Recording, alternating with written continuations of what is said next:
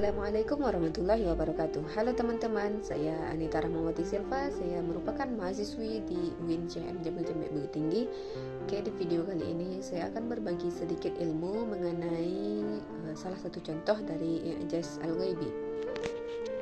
Nah, sebelum kita masuk kepada contoh I'jaz Al-Ghaibi, langkah lebih baiknya kita mengetahui dulu apa itu I'jaz Al-Ghaibi.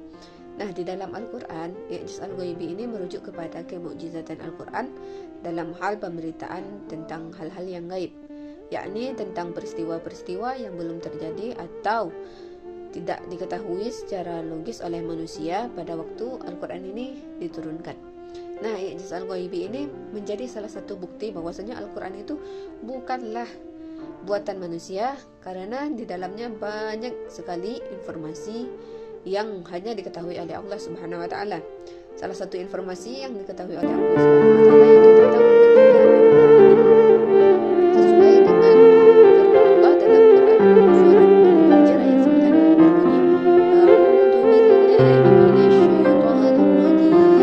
Bismillahirrahmanirrahim. Inna nahnu nazzalna dzikra wa inna lahu lahafizun. Yang artinya, sesungguhnya kamilah yang menurunkan Al-Quran dan pasti kami pula lah yang